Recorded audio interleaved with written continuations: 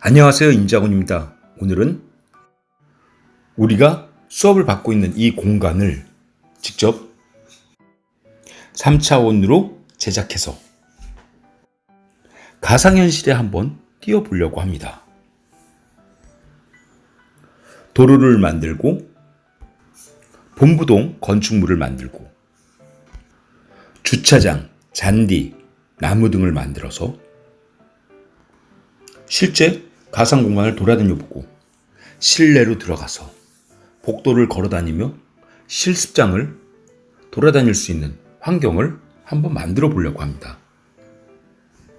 그러기 위해서는 실제 건축물을 찍은 사진과 그리고 건축물을 위에서 본 형태의 드론 사진 혹은 드론을 찍지 못한다면 구글이나 네이버에서 지도 맵을 가져다가 여러 사진을 보고 주변을 둘러보면서 공간을 스케치하여 사진과 스케치한 이미지들을 직접 불러와서 대구 구리는 식으로 모델링을 해볼 수 있죠.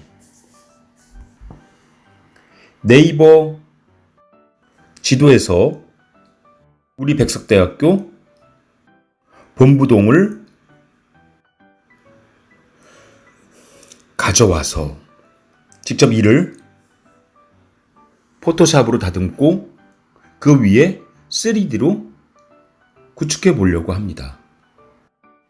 저는 지금 보는 화면을 캡처해서 그 캡처한 이미지를 3차원 환경에서 대고 3차원을 구축해 보려고 합니다. 먼저 칼무리를 다운로드 받아서 구글이나 네이버에서 필요한 사진을 캡처합니다. 지금 보여지는 화면은 우리가 제작할 본부동 건축물입니다.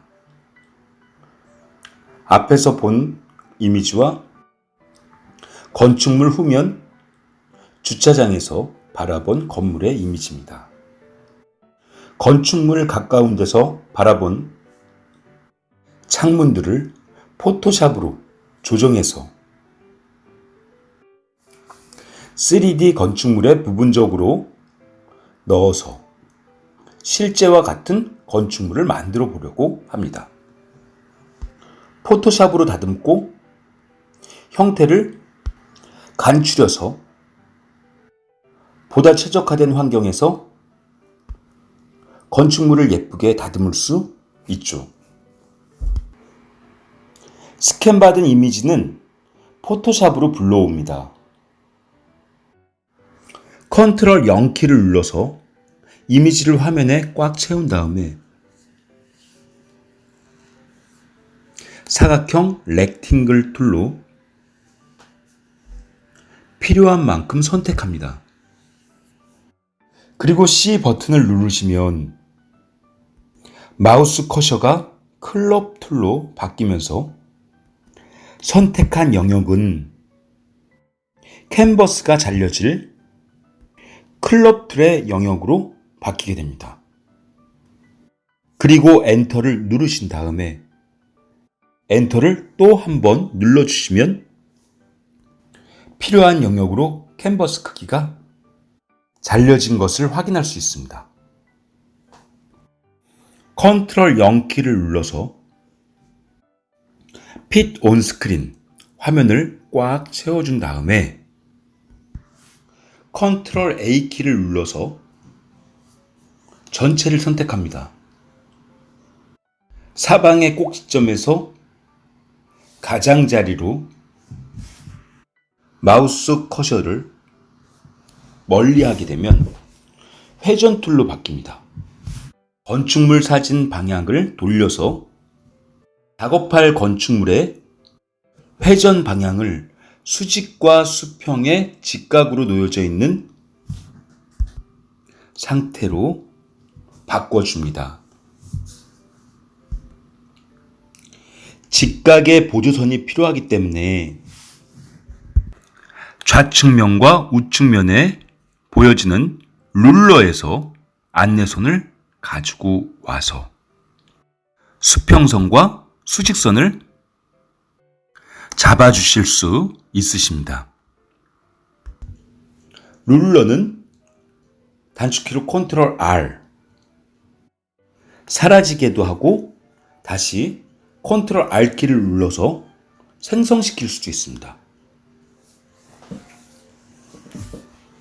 수직선과 수평선을 정확한 위치에 대고 사진을 회전시키며 그 수직과 수직선에 정확하게 맞춰주실 수 있습니다.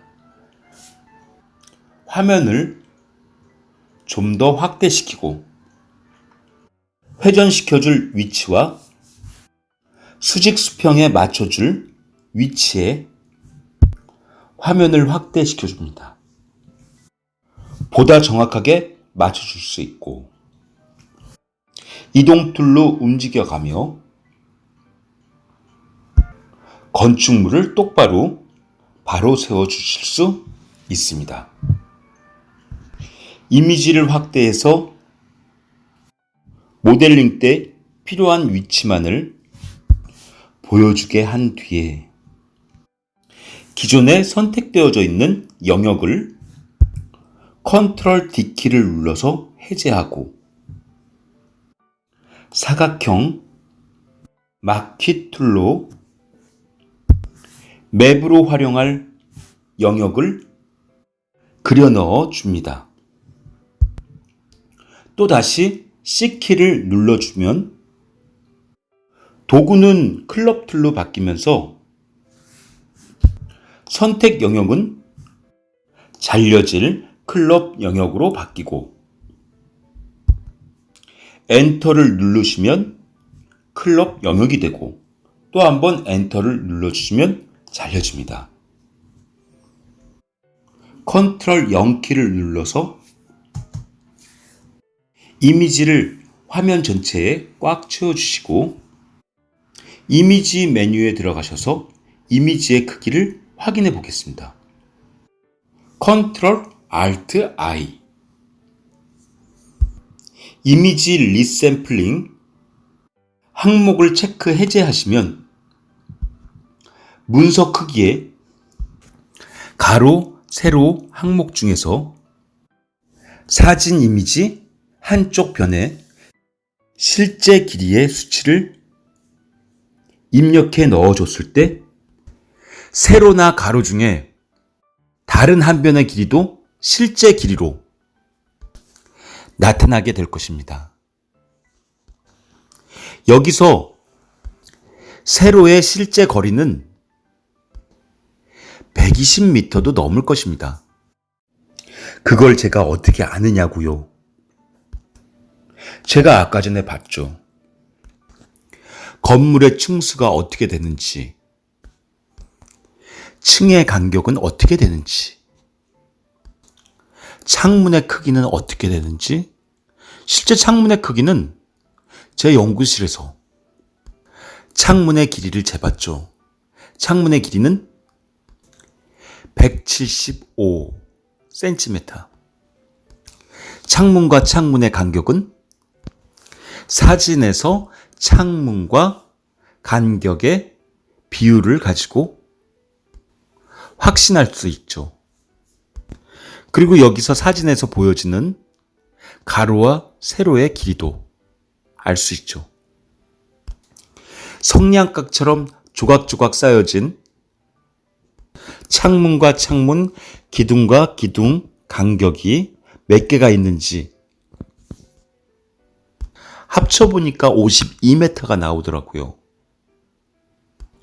건축물의 길이와 사진의 비율을 검토해 보니까 약 120m가 나옵니다. 그래서 알 수 있었죠. 나머지 길이들도 정해진 건축물의 길이를 통해서 사진의 비율 값으로 전부 알 수 있습니다. 다시 포토샵에서 컨트롤 Alt I 이미지 크기를 불러와서 거의 정확한 길이 120을 세로 길이에 넣어줬습니다. 그랬더니 가로 길이는 84.07이 나오는군요. 우리는 먼저 이것을 저장해 줄까 합니다. 전체적인 프로젝트를 진행할 폴더를 하나 만드시고 그 폴더에 새 폴더들을 만듭니다. 하나는 MAP, 맵 폴더, 또 다른 하나는 소스 폴더, 그리고 또 하나의 폴더를 만들어서 이번엔 렌더 폴더를 만듭니다. 맵 폴더에는 여러분들이 작업할 건축물에 다양하게 들어갈 맵들을 만들어서 저장시키고, 소스 폴더에는 지금과 같이 실제의 맵은 아니지만 이미지를 대고 그릴 소스들, 모델링을 위해서 참고할 만한 소스들, 그러한 소스 데이터들이 들어갈 수 있죠. 우리는 소스 폴더를 클릭하시고 소스 폴더로 들어가셔서 상위에 표시된 경로, 주소를 복사를 해서 포토샵에서 파일 이름 항목에 붙여 넣어줍니다. 그리고 그곳에 소스 이미지를 저장합니다. 파일 이름명에는 이미지 크기에 나타난 실제 크기도 적어줍니다. 실제 크기는 120 곱하기 84.7. 우리는 84.7을 그대로 놔두면 안 되죠. 작업하다가 4.7을 잊어버릴 수 있으니까 실제 4.07 사이즈도 실제 이미지에서 빼줄 겁니다. 이미지 크기는 간결하게 가는 것이 작업하는데 편리하죠. 파일명도 120 곱하기 80으로 간결하게 바꿔줍니다. 가로 세로 3:2 3:2 크기죠. 그리고 포토샵에 있는 사진의 크기 84.07 크기에서 4.07을 어떻게 빼주냐고요. 빼줄 수 있죠. 캔버스 사이즈를 불러오면 되죠. Ctrl Alt C. Ctrl Alt C는 캔버스 사이즈, Ctrl Alt I는 이미지 사이즈. 자, Ctrl Alt C를 눌러서 캔버스 사이즈를 가지고 온 다음에 실제 80이라고 입력해서 크기를 줄여줍니다. 그러면 이것을 3D Max에서 그대로 불러왔을 때 120m 곱하기 80m 플랜을 하나 만들어서 그곳에 맵으로 붙여주게 되면 우리는 실제 작업할 수 있는 템플릿으로 사용할 수 있게 되죠. 그리고 저장을 시켜주겠습니다.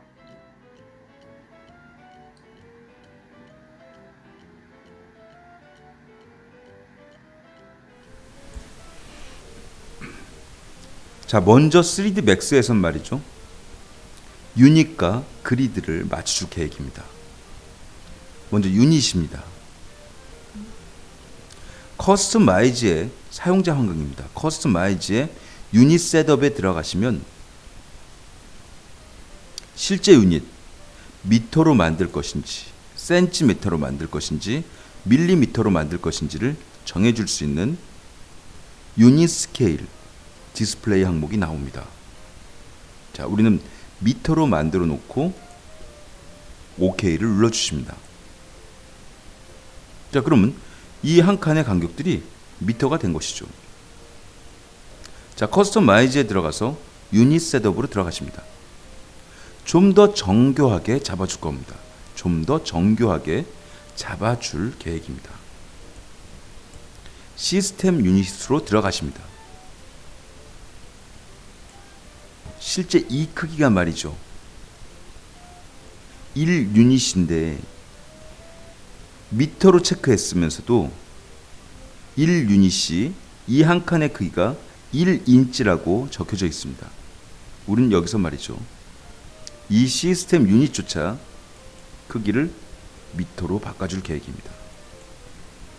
그러면 1유닛도 여기선 이 한 칸이 최소한 못해도 10m는 돼야 120에 80m의 플랜을 켜서 직접 드로잉을 할 수 있는 것입니다. 그리고 OK 버튼을 눌러주신 다음에 실제 한번 여러분들이 플랜을 한번 만들어 보세요. 크리에이트의 지오메트리, 스탠다드 프리미티브의 플랜을 하나 만들고 클릭 드래그해서 바닥에 한번 채워 넣어 보시죠. 그리고 모디파이어로 들어가셔서 실제 랭스에다가 120 그리고 탭을 눌러서 80이라고 적어주시는 겁니다. 이렇게 말이죠. 자, 실제 120m에 80이라고 적어줬는데 실제 크기도 안에 정확하게 들어가집니다. 아, 우리는 실제 크기와 3D 맥스 공간의 크기를 이러한 식으로 일치시켜 줄 수 있는 것입니다. 자, 민맥스 버튼을 눌러서 3D 맥스의 공간을 확대시켜 보겠습니다. Alt W. 자, 그리고 이곳에 실제 맵을 불러와 보겠습니다. 어떻게 해요? 너무 쉽습니다. 우리가 매핑을 하기 전에 이러한 방법이 있다는 것을 먼저 보여드리는 것입니다. 자, 이미지가 들어가 있는 폴더를 열어주시고요. 그냥 이 폴더에서 클릭 드래그 붙여넣는 것입니다. 클릭 드래그 그대로 들어와지죠. 아, 폴더에서 내부로 그대로 드래그해도 아무 상관없이 붙는구나. 그렇습니다. 자, 좋습니다. 폴더 내려놓겠습니다. 다음엔 이보다 더 정확한 방법으로 매핑을 하는 방법을 가르쳐 드릴 겁니다. 지금은 우리가 작업 중이라 이렇게 쉽게 건너갑니다. 자, 일단 먼저 이러한 형태를 불러왔을 땐 자, 선택 툴로 하겠습니다. F4번을 눌러서 형태를 좀 더 다듬어 줄 필요가 있죠. 랭스 시그먼트와 위스 시그먼트가 과다하게 여러 칸들이 존재하게 되면 한 칸씩 만들으라고 여러분들한테 말씀을 드렸습니다. 랭스 시그먼트, 위스 시그먼트 각각 한 칸씩으로 잡겠습니다. 실제 이 크기는 말이죠. 우리가 예측 크기로 120m에 80으로 잡은 거지만 사진에서 잡은 것과 3D 맥스 공간에서 잡은 것은 일치되도록 설정해 놓은 것입니다. 자, 컨트롤 R 키를 눌러서 화면을 돌려가면서 보도록 하죠. 자, 이러한 크기가 그대로 나타난다면 우리는 건축물을 똑같이 만든 것과 다름없는 크기입니다. 실제 크기를 우리가 정확하게 알아서 똑같이 만들 수도 있지만 이렇게 사진만 보고도 건축물을 만들 수 있다면 실제 이 학교 전체를 만들어서 가상현실로 불러올 수도 있는 것이죠. 자, 이번엔 말이죠. 쉐입 모델링을 활용해서 가상현실 건축물을 한번 만들어 보도록 하겠습니다. T키를 눌러서 탑뷰로 고정을 시켜놓고 화면을 확대해서 크리에이트 항목에 박스로 제작하는 것이 아니라 쉐입, 스플라인, 쉐입에서 렉팅글 이 모양을 그대로 따겠습니다.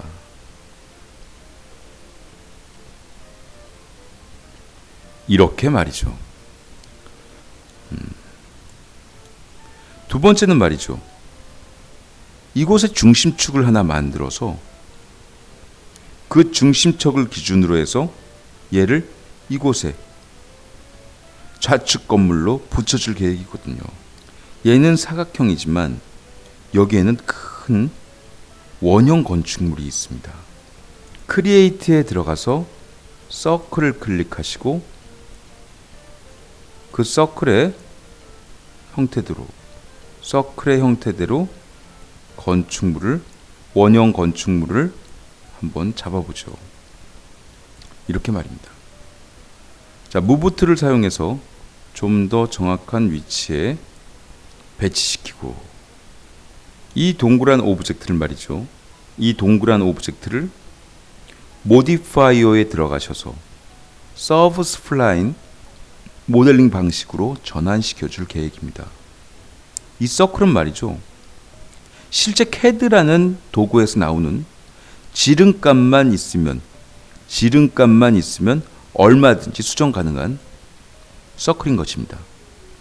하지만 얘를 편집 가능한 스플라인으로 바꿔주게 된다면, 편집 가능한 쉐입으로 바꿔준다면 여기에 이런 항목이 있으면 안 되겠죠. 이런 쉐입 형태들은 선의 형태를 갖는 스플라인으로 전환시켜서 얼마든지 새롭게 편집할 수 있는 도형으로 전환시켜 줄 수 있습니다.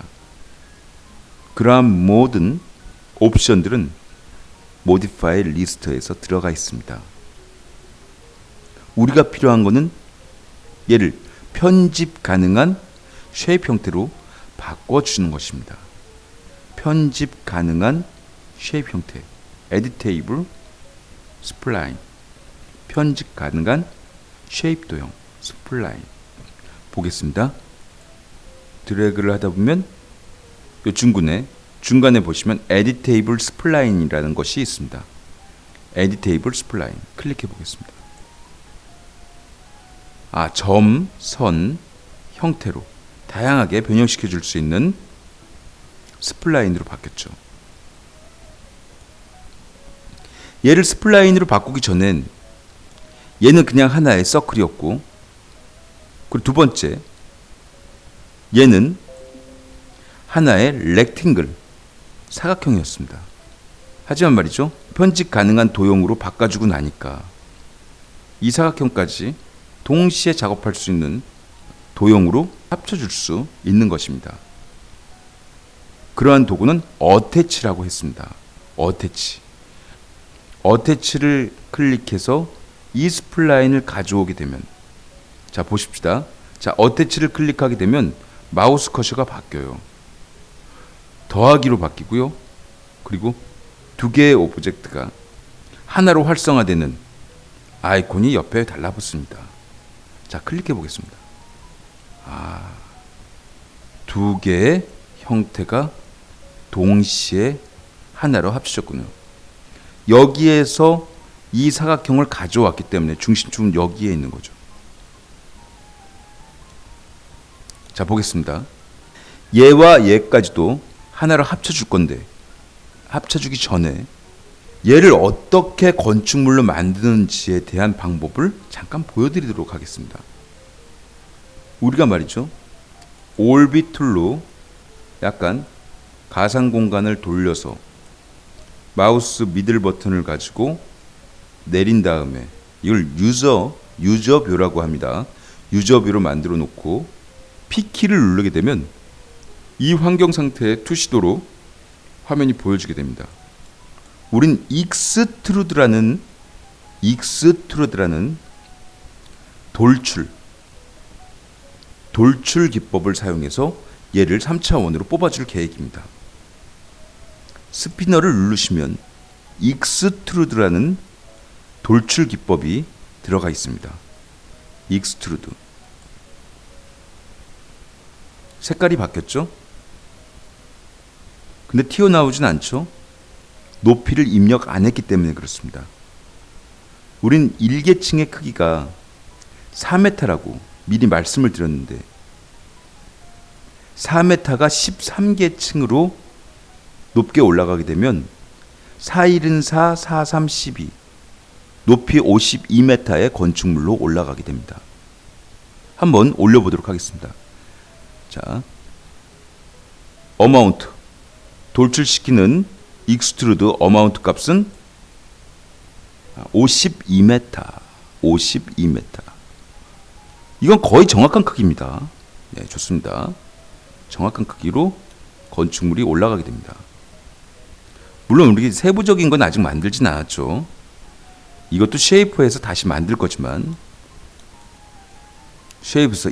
다시 만들 것이지만 실제로는 거의 정확한 크기면서 좀 단순화시킨 건축물로 올라가게 됩니다. 우리는 여기서 말이죠, 보다 더 정밀하게 하기 위해서, 물론 이제 크기는 우리가 대략적인 크기로 잡은 거지만 좀 더 정확하게 하기 위해서 이곳에 모든 맵을 다 불러올 계획입니다. 모든 이 창문의 맵을 다 불러올 계획입니다. 그건 이 방법부터 먼저 진행하고 나서 차후에 할 일이지만 우선 먼저 여기에 층을 모두 다 입력시켜 보도록 하겠습니다. 건축물은 총 13개 층입니다. 그럼 시그먼트가 총 13개 있다는 뜻이죠. 13. 엔터 눌러주겠습니다. 하나, 둘, 셋, 넷, 다섯, 여섯, 일곱, 여덟, 아홉, 열, 열하나, 열둘, 열셋. 그런데 점차 이러한 형태로서 모든 모델링을 다 만들어주게 되면 아마 가상 공간은 너무 용량이 커질 수도 있을 것입니다. 우리는 만들어 나가면서 계속해서 최적화를 진행할 계획이지만 먼저는 우리가 만들 수 있을 만큼은 만들어 보도록 하겠습니다.